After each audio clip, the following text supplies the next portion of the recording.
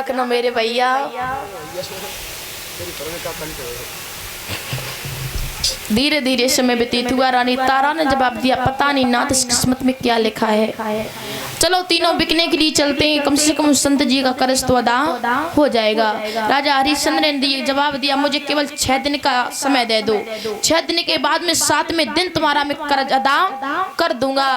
ध्यान रखना, क्योंकि 6 दिन के लिए ही कहा था कि 6 दिन, वो कहा तो 6 साल के लिए, लेकिन 6 दिन के लिए राजा हरिश्चंद्र तैयार हुए थे। किसके लिए?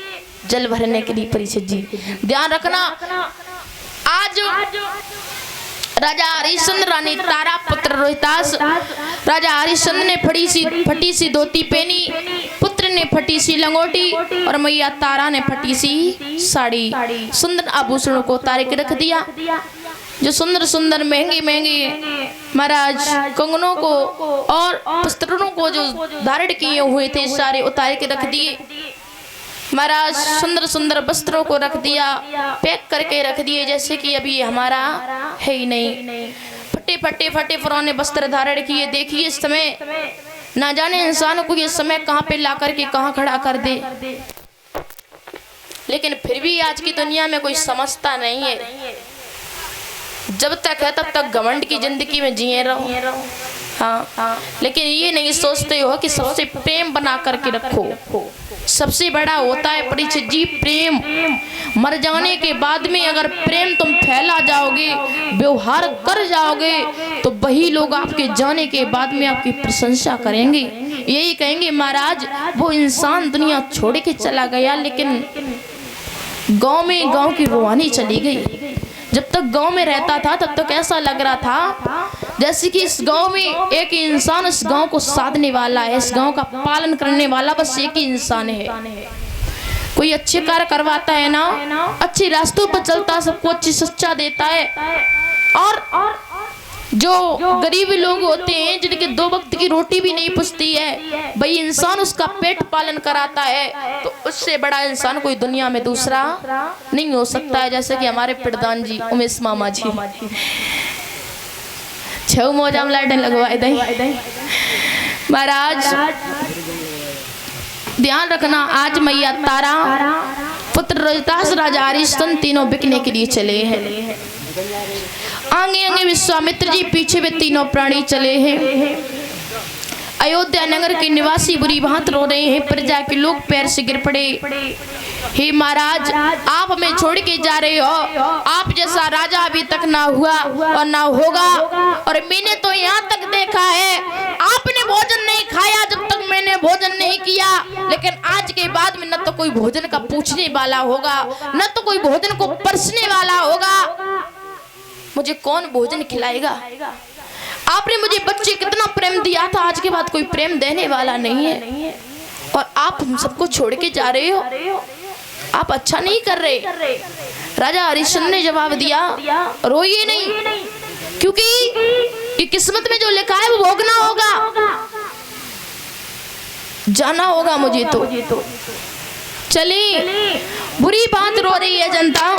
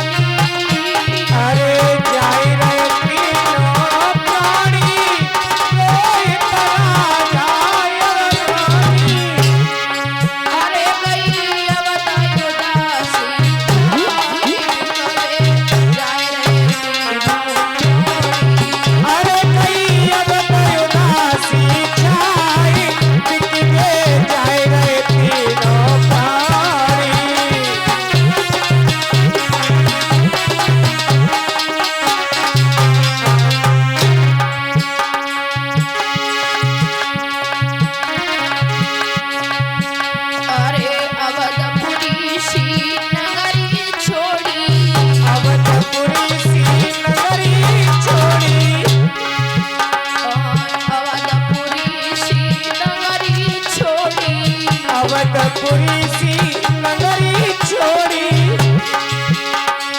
छोड़ी यारत की थाली।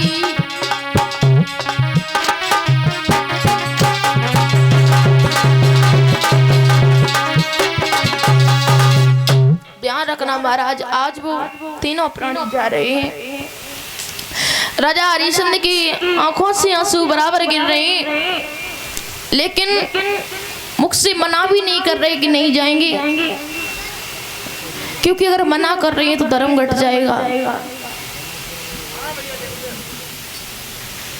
धीरे धीरे समय व्यतीत हुआ, आगे आगे विश्वामित्र जी पीछे वे तीनों प्राणी जा रहे हैं।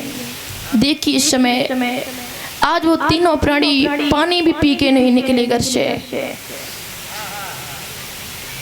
चलते जा रहे हैं, चलते जा रहे हैं। 5 वर्ष का बेटा जिसका नाम था रोहितास, पैरों में छाले पड़ गए, जवाब दिया मैया मेरी माँ मेरे से चला नहीं जा रहा है, बड़ी तेजी से प्यास लगी है, मुझे एक ढूक पानी पिला दे मेरी मैया। और जवाब दिया उस बेटा ने,